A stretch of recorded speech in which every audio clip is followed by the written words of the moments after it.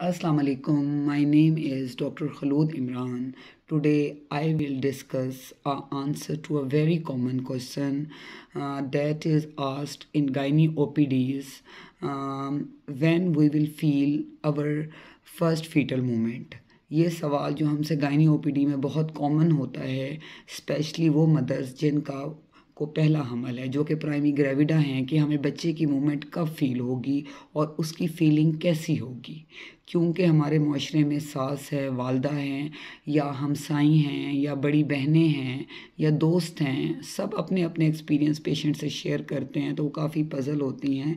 बाकी हर पेशेंट की और हर बॉडी की एक डिफरेंट फीलिंग होती है, लेकिन क्योंकि पेशेंट उसको और लोगों से अपने आप को कंपेयर कर रहा होता है, तो उसके लिए आप लोगों को ये पता होना चाहिए कि जो एक नॉर्मल फीटल मूवमेंट है वो 16 वीक्स से लेकर 24 वीक्स तक पेशेंट को फील हो सकती हैं, 16 हफ्ते से लेकर 24 हफ्ते तक।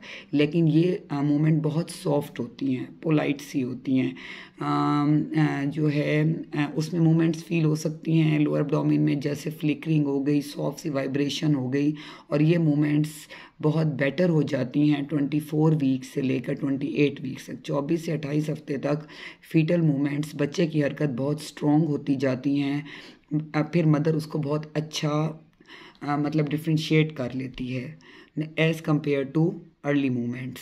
फिर जैसे जैसे 28 हफ्ते से ऊपर बच्चा जाता है, फिर मदर को बिल्कुल प्रॉपर वो फीटल मूवमेंट फील कर सकती है, जिसमें बेबी किक्स हैं, बेबी की शोल्डर की मूवमेंट्स हैं, लेग्स की मूवमेंट हैं, तो मदर वो बहुत अच्छा एक्सपीरियंस कर लेती है।